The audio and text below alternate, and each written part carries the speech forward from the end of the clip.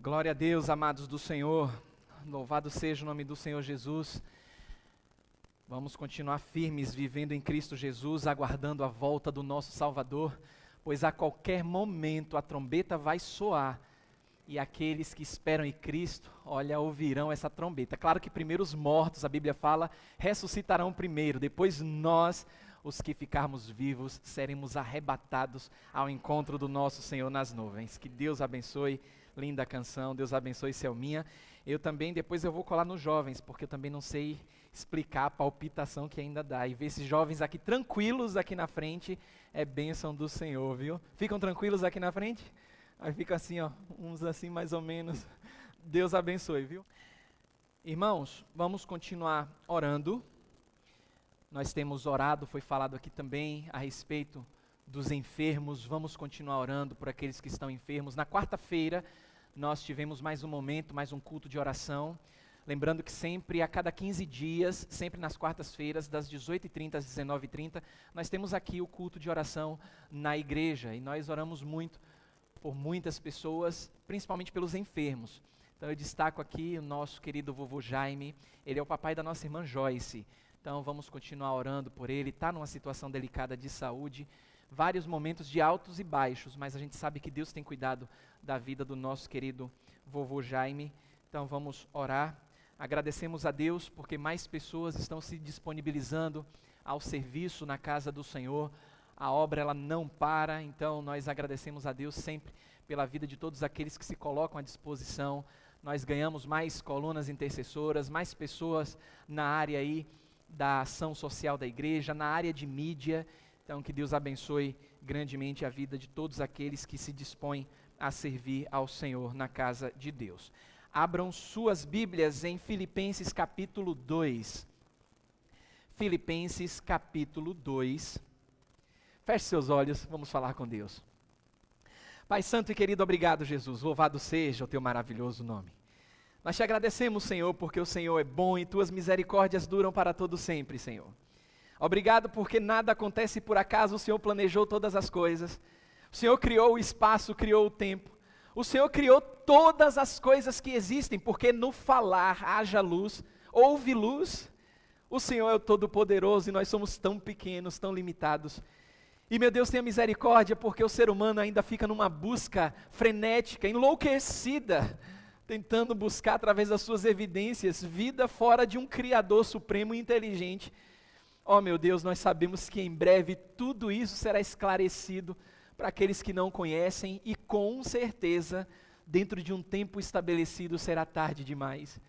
Nós te agradecemos porque somos privilegiados, Senhor, porque fomos escolhidos antes da fundação do mundo para contemplar as revelações da maravilhosa graça em Ti, no Teu Filho amado Jesus que morreu por nós, para nos trazer vida e nos mostrar que existe um Deus amoroso que se entregou por nós. Obrigado, Senhor. Obrigado porque somos pequenos, mas o Senhor é grande. O Senhor é grande e a nossa mente não consegue contemplar a grandeza maravilhosa dessa santidade, desse Deus inteligente, desse Deus poderoso, desse Deus criador de todas as coisas.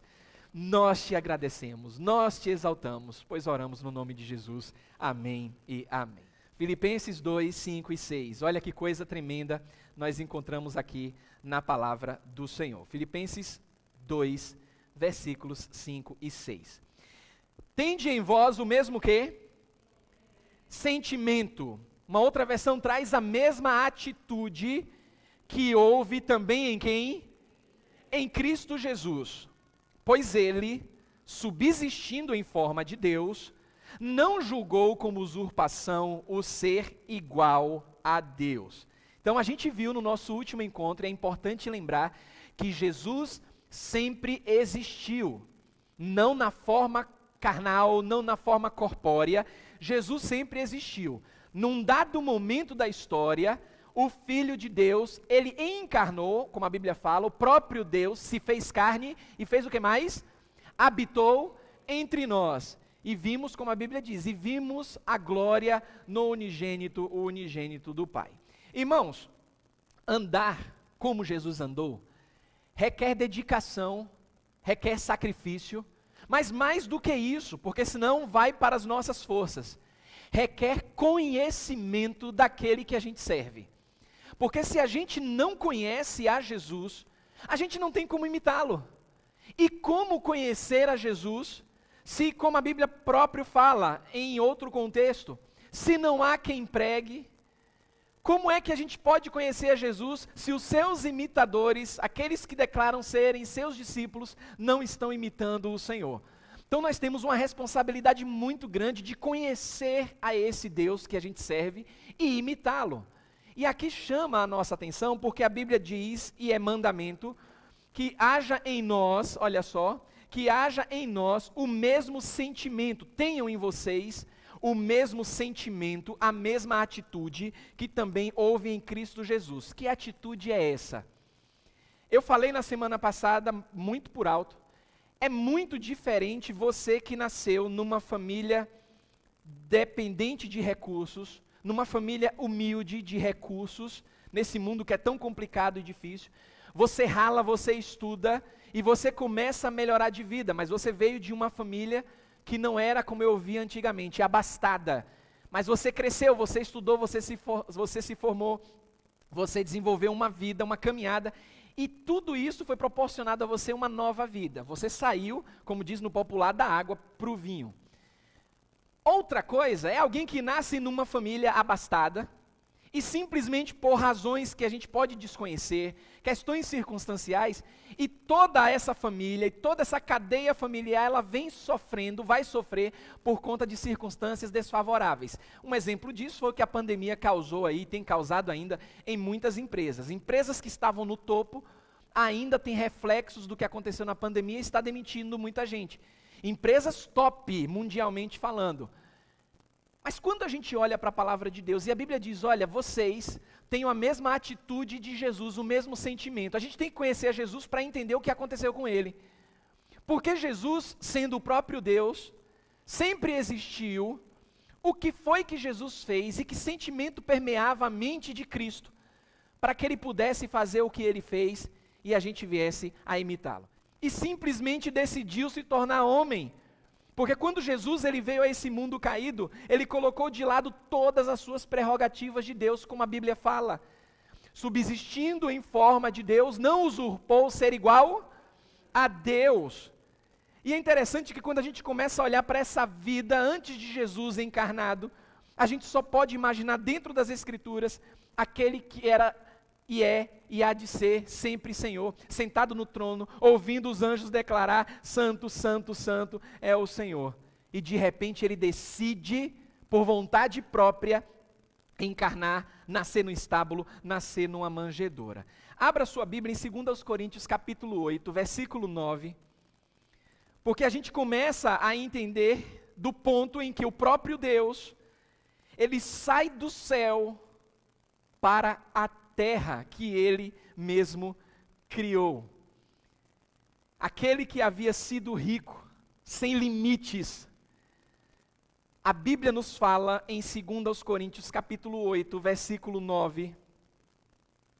2 Coríntios 8, versículo 9. Pois conheceis a graça de quem? Nosso Senhor Jesus Cristo. Eu gosto quando o apóstolo Paulo ele atribui posse à pessoa de Cristo. E isso não é nenhum pecado, ele é nosso. Ele é nosso Senhor, ele é nosso Salvador, nosso Pai, nosso amigo. O apóstolo Paulo diz: conheçam a graça do nosso Senhor Jesus Cristo, que sendo o que, irmãos? Sendo rico é posição. Jesus é rico, ele não nasceu num lar rico, ele sempre foi rico, e a nossa mente pecaminosa não consegue compreender o tamanho dessa riqueza, mas Jesus, nosso Senhor, sendo rico, a Bíblia diz, se fez pobre. Ele se fez, ele decidiu, irmãos, ele abriu mão da sua riqueza, mas não foi por uma causa perdida. E você deve ter escutado, escuta muito, ali é uma causa perdida, o mundo já está todo perdido. Mas a Bíblia diz que ele se fez pobre por quê? Para quem? Por amor de vós, por amor de mim, por amor de você. Para que pela sua pobreza vos tornasseis ricos. Então, começando a entender aqui o exemplo que o apóstolo Paulo está colocando, como é profundo. Jesus sempre foi rico em graça, poder, majestade, amor, justiça, e ele decidiu dar uma virada. Ele se tornou pobre, e fez isso por amor dos pobres, de mim e de você, que nascemos pobres. Olha o paradoxo, um que é rico, que é pleno, completo, se faz pobre, miserável entre os homens, para que os homens, eu e você, pobres, miseráveis, como a Bíblia chama, cego, nu, completamente dependentes, nos tornássemos ricos. Isso aqui dá um nó na cabeça daquele que não conhece a Jesus, porque Deus não precisava fazer nada disso. E antes que alguém diga, eu já ouvi filósofos dizerem assim, não precisava, até porque a humanidade estava perdida, então Deus precisava, não precisava nada. Se Ele precisava fazer isso por mim e por você, a gente tem que botar de lado a graça de Deus. Ele fez por obrigação. E a Bíblia não mostra isso. A Bíblia diz que foi por amor. E amor, na concepção humana, é algo tão fútil, porque está relacionado a sentimento. Mas a Bíblia diz que ele fez isso por amor, para que pela sua pobreza nos tornássemos ricos. Irmãos, é interessante olhar para a palavra do Senhor e observar que ele, que havia sido legislador, aquele que criou a lei, ele se humilhou a si mesmo para se tornar o cumpridor da lei que ele mesmo estabeleceu. Lembra que a Bíblia fala que Jesus disse, eu não vim para revogar a lei, mas veio para cumprir, porque era necessário, além do sacrifício que estava envolto na vida de Jesus, como homem igual a eu, igual a você, ele precisava cumprir toda a lei, que ele mesmo criou, e ele cumpriu toda a lei. Ele cria a lei, e somente ele pode cumprir essa lei. Em Gálatas, no capítulo 4, abra sua Bíblia, Gálatas, capítulo 4, porque senão, aqueles que dizem que conhecem a Bíblia, mas só conhecem, não conhecem a Jesus, ouviram até falar de Jesus, eles vão dizer assim, mas Jesus conseguiu fazer o que fez porque ele era o próprio Deus. Mas ele também era 100% homem, aliás, ele é 100% homem. Porque Jesus, ele vive como Deus 100% e como homem. Jesus está vivo em carne, irmãos. O corpo que ele encarnou aqui na terra continua existindo.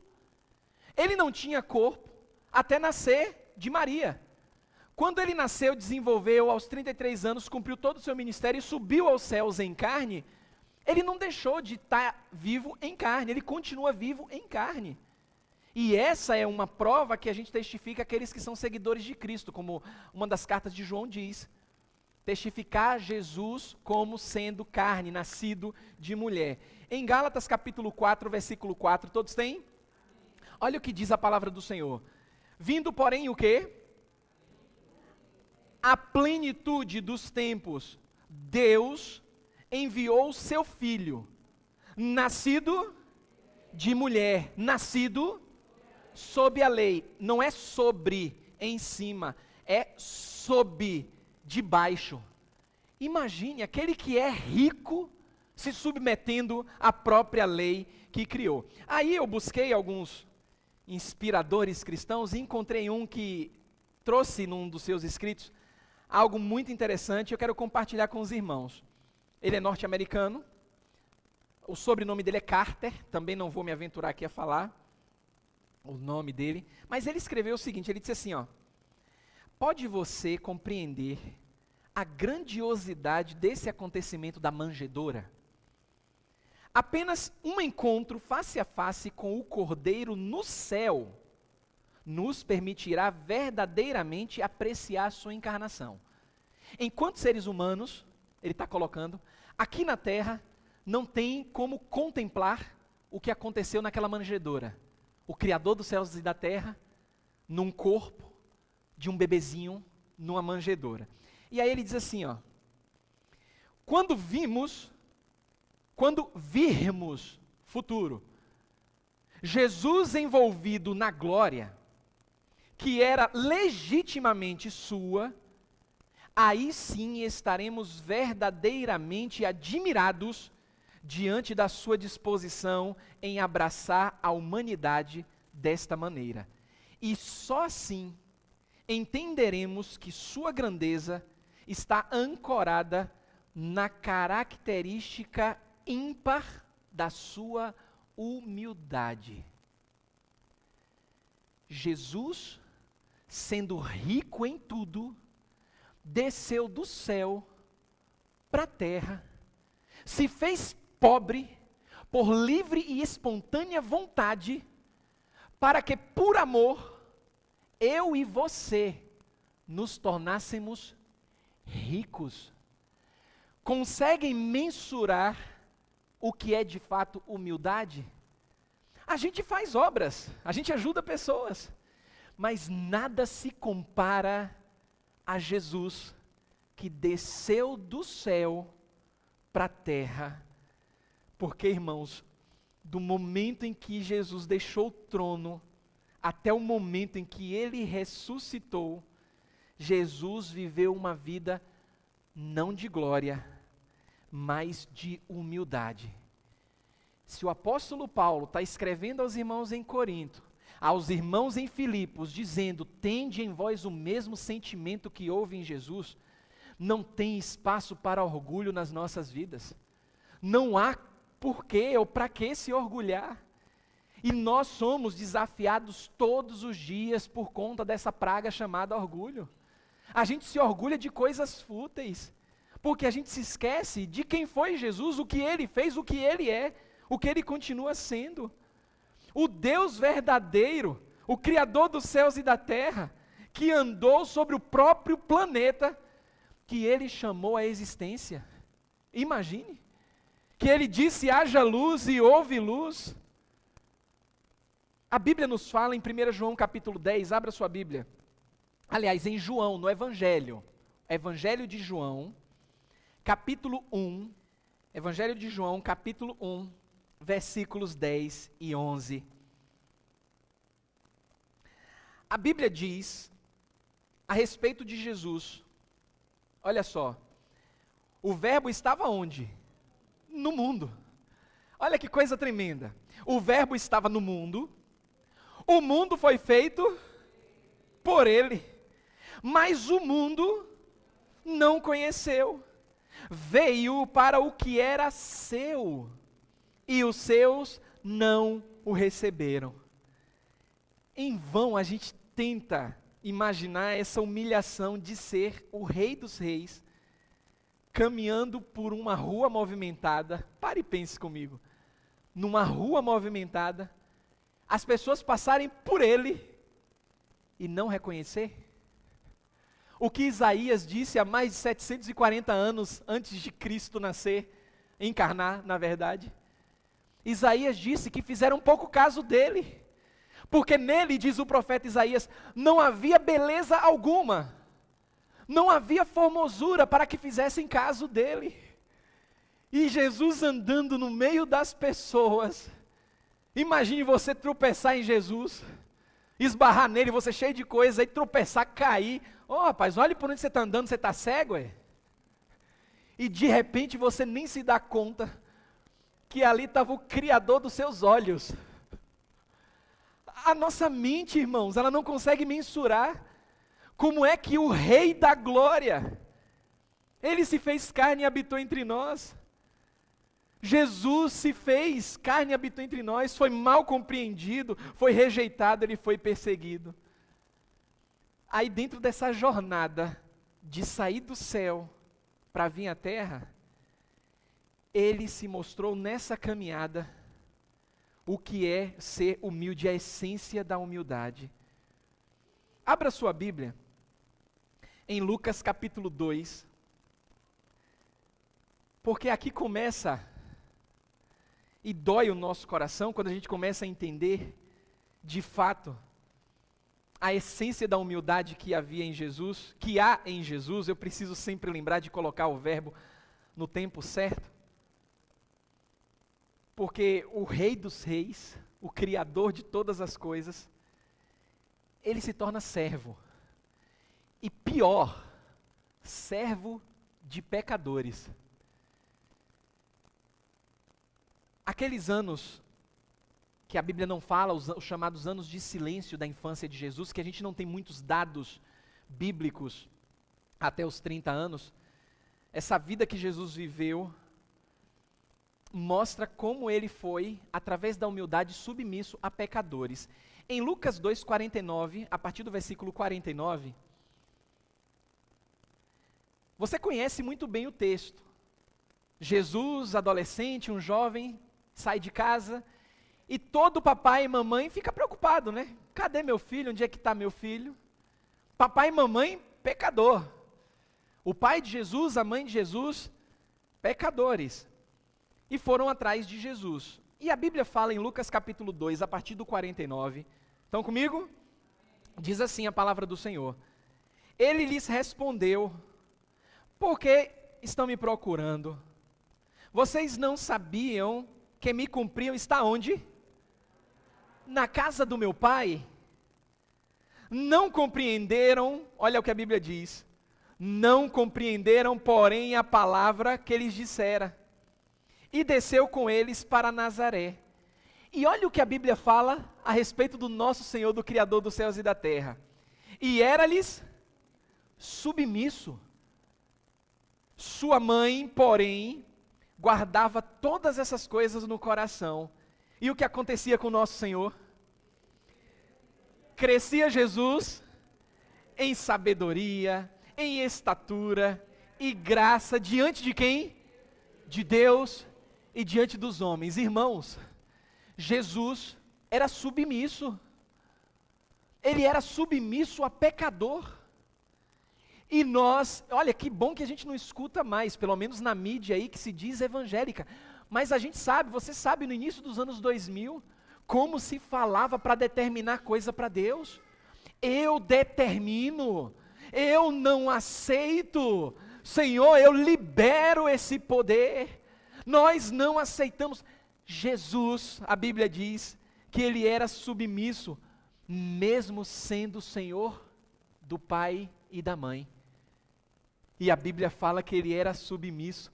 Jesus se humilhou a viver num lar com pais pecadores, com irmãos pecadores.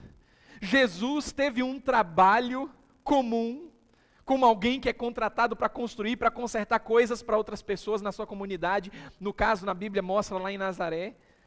Ninguém, irmãos, ninguém naquele vilarejo reconhecia Jesus como alguém especial, porque não conheciam a Jesus, não sabiam quem estava ali. E quando ele prega, a Bíblia mostra no seu primeiro sermão, olha a reação dos vizinhos. Lucas 4:22, abra sua Bíblia. Lucas 4:22. Olha a reação das pessoas no primeiro sermão do Criador dos céus e da terra. Como é que está aí na sua Bíblia?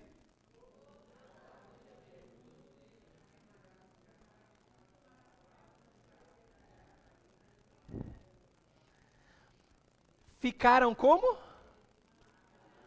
Ah, maravilhados. E qual foi a pergunta que foi feita?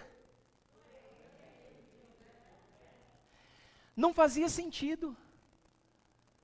Como é que alguém está falando de Deus dessa forma? Ele não é filho daqueles carpinteiros?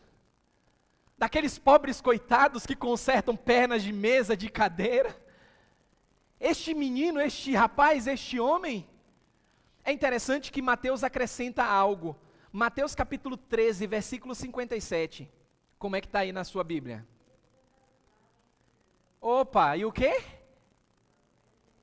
Escandalizavam-se nele. Outras pessoas ficaram escandalizadas. Porque é inadmissível que alguém pudesse falar das coisas de Deus tendo vindo de uma família tão pobre, tão miserável. É porque Deus se fez humilde, e humildade, irmãos, nunca foi moda, em tempo algum. Humildade na visão do homem é sinônimo de fraqueza, é sinônimo de impotência, é sinônimo de limitação. Ninguém quer ser humilde. A gente não julga a intenção de quem quer que seja, mas as pessoas do mundo são incentivadas a não serem humildes. Humildade é sinônimo de covardia. Aí quando a gente olha para a palavra de Deus e a gente precisa aprender do nosso Jesus, e só assim vai fazer sentido o nosso tema anual. A gente vai poder amá-lo, temê-lo, obedecê-lo, servi-lo, porque só Jesus é tudo que a gente precisa. Chega a ser surreal, irmãos, imaginar que enquanto Jesus ele realizou seu ministério público, o pão da vida teve fome. Não entra na nossa cabeça. Não entra na nossa cabeça imaginar que a água da vida teve sede. Quando ele mesmo pregou e disse: aquele que beber das águas que eu der, jamais terá sede.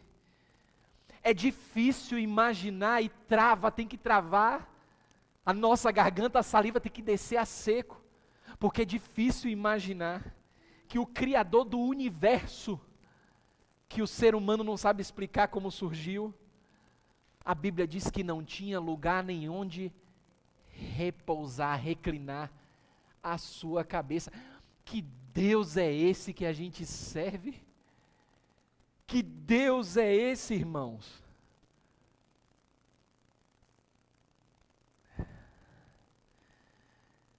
Quando a gente olha para Jesus, na sua última semana, antes de todo aquele sofrimento na cruz, lá em Mateus no capítulo 21, versículo 5, aqueles que não conheciam as Escrituras estavam escandalizados, outros estavam zombando, porque aquele fatídico domingo de Ramos, olha o que foi dito de Jesus. Mateus capítulo 21, versículo 5. O que é que diz aí na sua Bíblia?